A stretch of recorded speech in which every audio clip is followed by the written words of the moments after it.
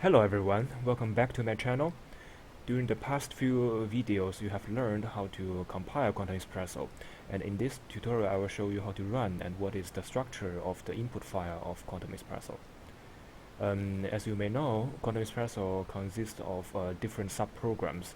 For example, maybe the most important one is called pw.x. This is the basis of all of the calculations, and it basically calculates the self-consistent DFT calculation. And if based on that, you also have different choices. For example, molecular dynamics calculation with the CP package, or energy barrier calculation using the NEB package, etc.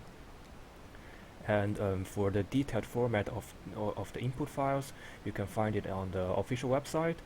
And for example, for this PW file, PW program, I usually consult this website that I link here.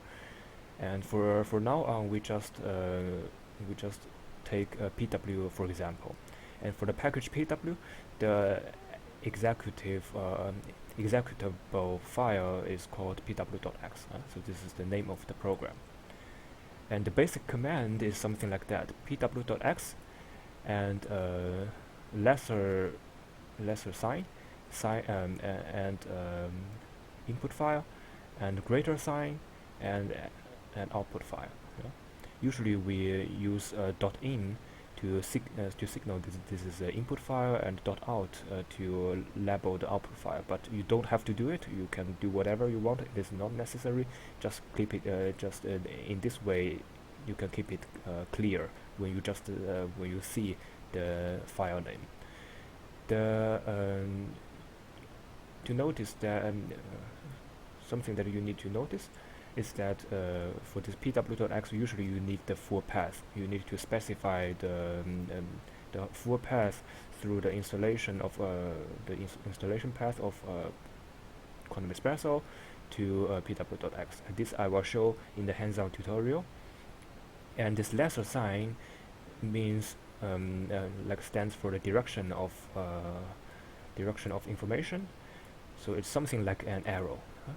And for the greater sign is also something like an arrow. So basically this means that the information passes from the input file to the program, and then afterwards the output information goes into the output file. So this is something standard in Linux, but just notice if you use Intel compiled version, this may not work. And also in some cases in other subprograms in Quantum Espresso, something like for example the NEB subprogram, this lesser sign may not work. In that case, you may need to put this argument here, minus input or minus INP for abbreviation. So this will work basically the same as that. If the lesser sign doesn't work, you just write it in this way, minus INP. Yeah. And for parallel computation, it is very easy. You just add the npr run at the beginning to specify that you want to have a parallel computing, and then minus np4, and this specifies the number of CPU cores used. For example, this 4 means that you need to use 4 cores. If you write 2, it means that you want to use 2 cores, and the rest is the same. Yeah? Just remember that you still have to specify the full path to the pw.x command. Okay, then let's take a look at the input file. The input file is structured.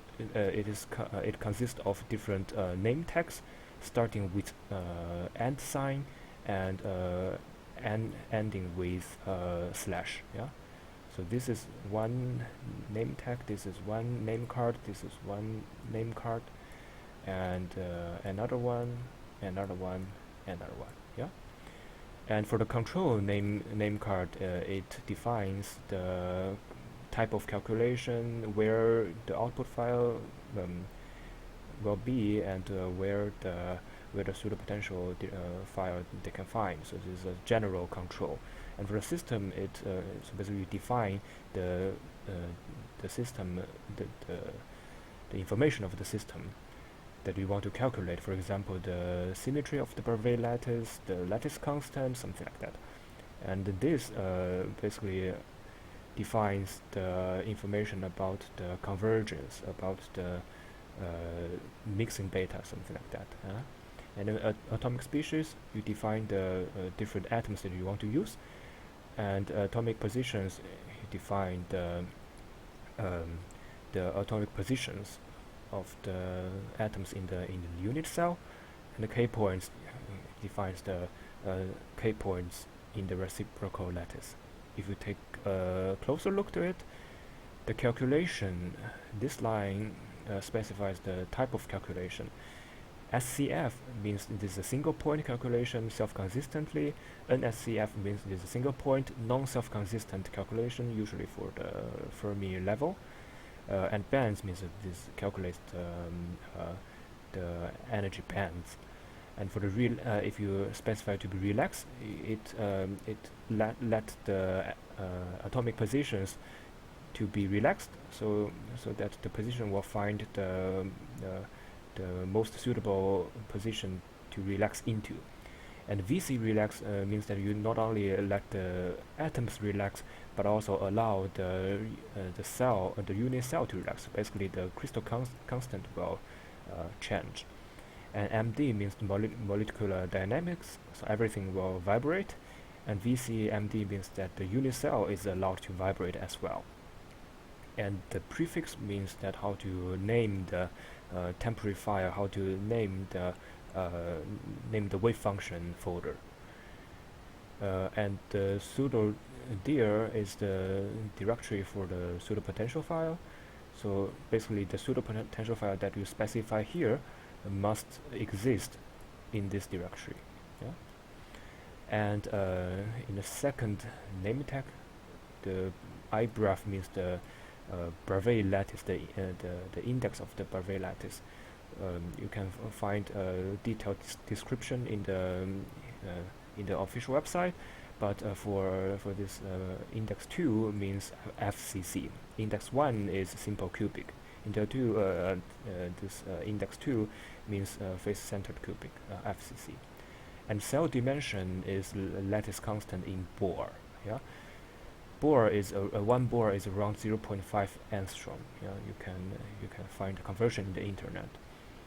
And usually there will be 3 cell dimension, so the cell dimension 1, cell dimension 2, cell dimension 3, because you have X and Y and Z. But in this case, since this is FCC lattice, the X and Y and Z is equal, so you only have to specify 1. So this NAT equals 2 means that there are 2 atoms in one unit cell, which must be the same as the number of lines here. And the n type here is 1, means that there is only one type of atom. And this 1 should be equal to the number of lines here. And this E cut WFC is the cutoff kinetic energy. So basically, if the larger the kinetic energy is, the more accurate your calculation would be, but it will be more expensive. It will cost more time. So usually, what we will do is that you increase the cutoff energy gradually, and see whether the result changes, whether the result converges to some point, to some value. Okay. And then in this electrons name tag, we keep everything default. We keep the convergence default. We keep the mixing beta default. This is okay. And in the atomic species, we have to specify what kind of atoms do we use. In this case, we use silicon, and the atomic mass is 28 around. And this is the pseudo potential file that we wanted to use. And for the positions of the atoms, we need to specify it with respect to the crystal constant. Yeah, because this ALAT means that everything has to be multiplied by the cell dimension to get the real number.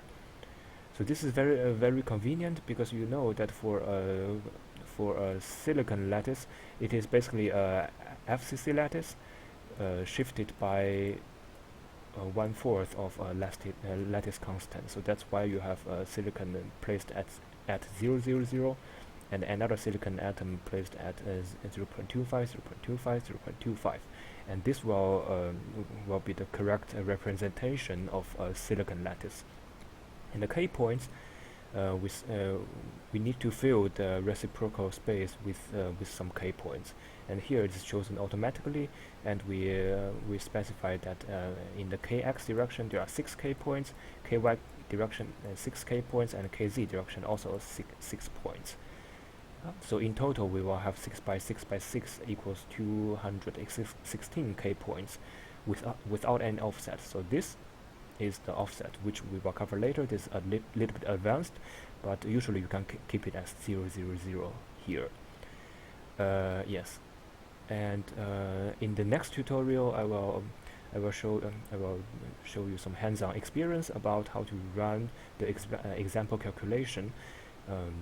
The same thing as in the last slide, using both GNU compiled version and Intel compiled version, and I will show that everything will be the same.